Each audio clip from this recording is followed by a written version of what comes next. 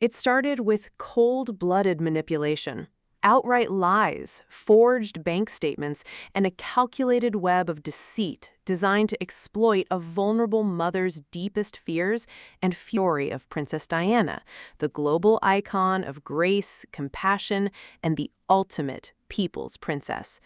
But behind the blinding flashbulbs and the glamorous royal facade was a terrified mother fiercely fighting for her children. Now, after years of snow, what dark secrets was she trying to shield him from? Correspondence with Violet Collison, the former Spencer family housekeeper who knew Diana long before she ever stepped into the royal trap.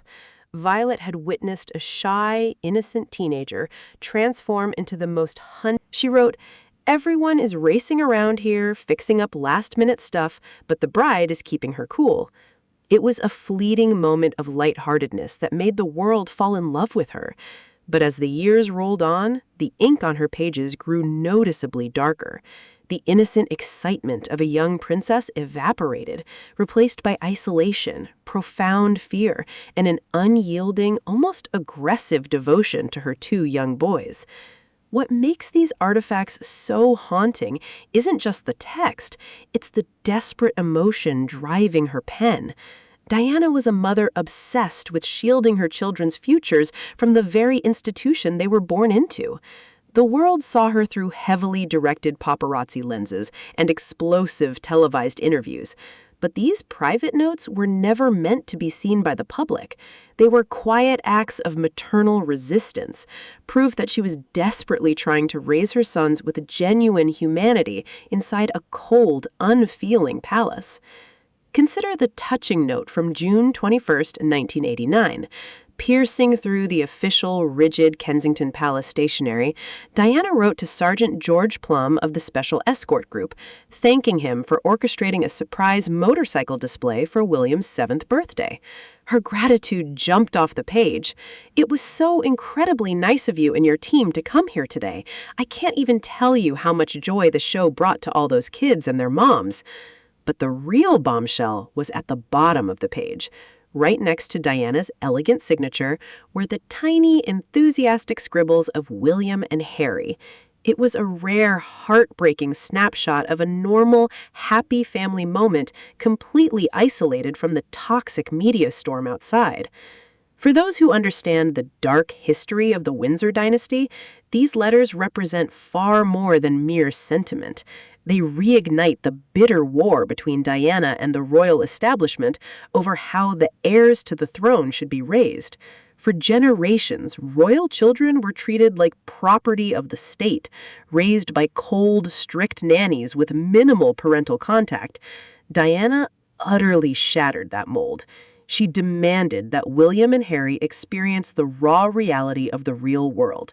According to her elite protection officer, Ken Worf, Diana went to extreme lengths to drag them out of the royal bubble.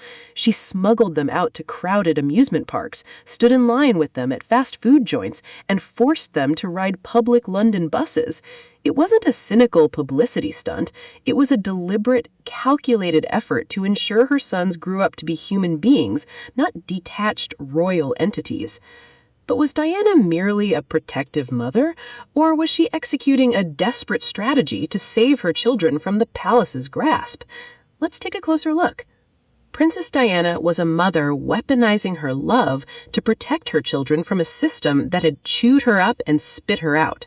She was utterly convinced that despite their golden titles, William and Harry had to understand the struggles of the common people. She forced them to interact with citizens from all walks of life, actively tearing down the walls of extreme privilege that threatened to blind them. But behind closed doors, she was also playing a high-stakes chess game against the global media. Recognizing the insatiable appetite of the paparazzi, she struck a dangerous bargain with palace officials. She would grant the press choreographed, exclusive access to major milestones, like first days of school and family holidays.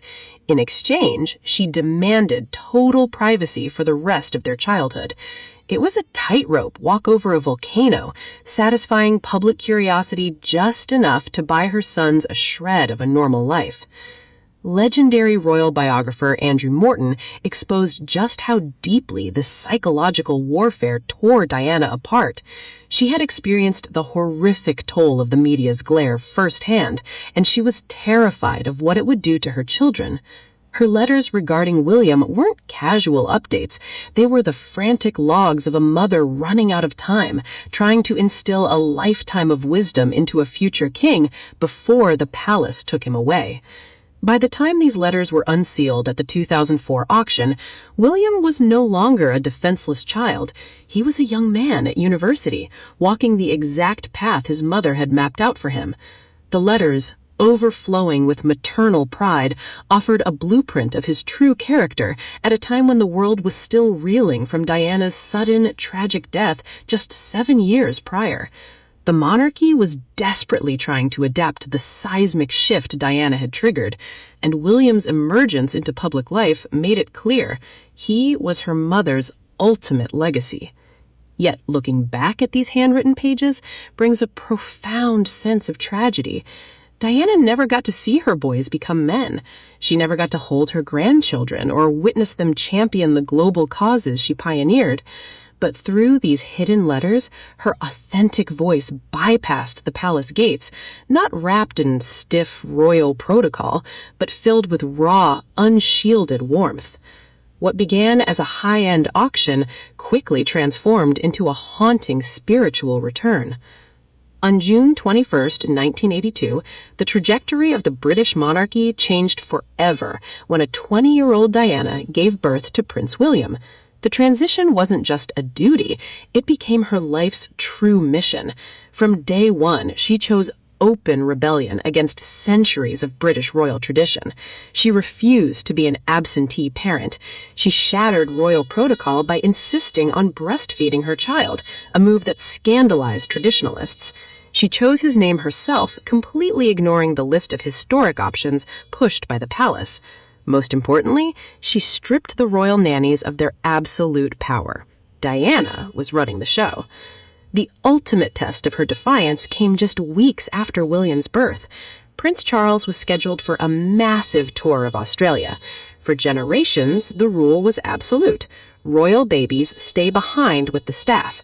Diana flatly refused. She packed up her newborn and took him across the globe, sending a devastatingly clear message to the royal establishment. No crown business comes before my child. As William grew, her quiet revolution escalated.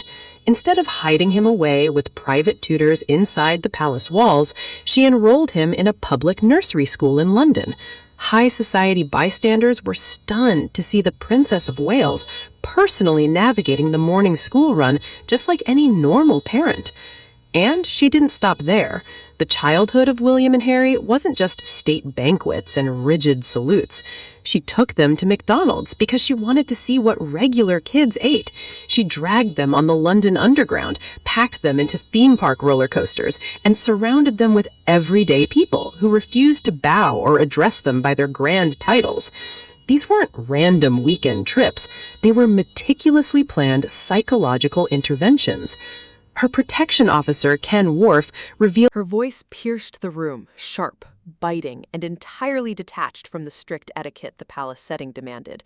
She barked that this stunt was utterly intolerable. She hissed that Anne possessed absolutely no authority to execute such a massive decision behind the family's back. She claimed the historic tiara belonged to no one in Charlotte's age bracket. And then she spat out the exact words everyone in that tense room knew were coming, because in hindsight, it was the only argument she had left. She snapped that Diana was long gone, and that the royal family desperately needed to look toward the future instead of constantly unearthing a painful, toxic past. The Great Hall plummeted into a completely different kind of suffocating silence. Anne didn't flinch. She didn't alter her stance, shift her posture, or display a single symptom of someone caught off guard or rattled by an unexpected attack.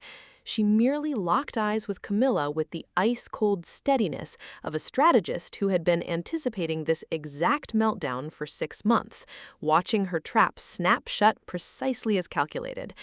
That icy glare proved she had actively baited Camilla into making a scene and knew exactly how to dismantle her. A microscopic smirk twitched at the edge of Anne's mouth. Blink, and you missed it.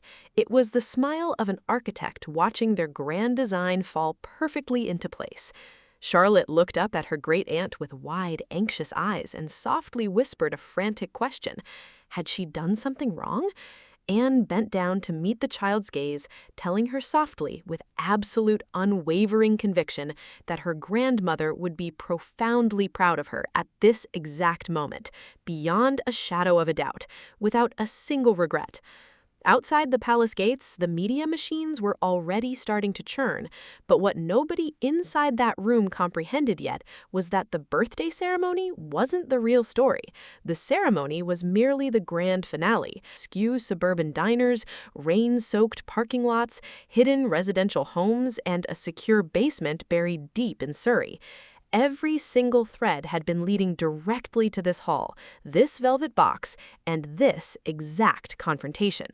So were explicitly documented to be files that official ledgers proved were intact in 1998, 2005, and as recently as 2012, had vanished into no archival deletion notes, not even a basic manifest indicating they had been relocated to deep storage, just hollow spaces where history used to live.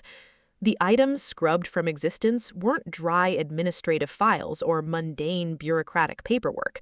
They were Diana's intimate handwritten letters sent to William and Harry during their youth, rare photographs from her high-profile hospital visits, her iconic landmine awareness walks, and the crowded AIDS wards where she comforted dying patients in an era when simply stepping into those facilities was condemned as a radical political stunt. Exquisite jewelry worn during the palace has officially confirmed the separation of the heir to the throne, and it accelerated drastically following her horrific fatal crash in 1997. Nearly 30 decades after Diana's sudden, tragic passing, vaults were emptied and historical but she required far more than the verbal account of an aging employee with a guilty conscience. Where on earth do you locate the smoking gun capable of shattering a narrative the world has accepted as Surrey, inside an unremarkable residential home locked inside a reinforced basement safe that hadn't been opened in 20 years? Edward Langford had operated as a trusted archival specialist for the royal household until 2008. He had retired to the quiet suburbs of Surrey, living a completely unassuming life while carrying the exact same psychological trauma as Robert. He had agonized for years before bringing the incriminating paper trail he had secretly duplicated to prove it. He had spent years waiting for the perfect opportunity to bring it to light, a moment where exposing it would actually achieve justice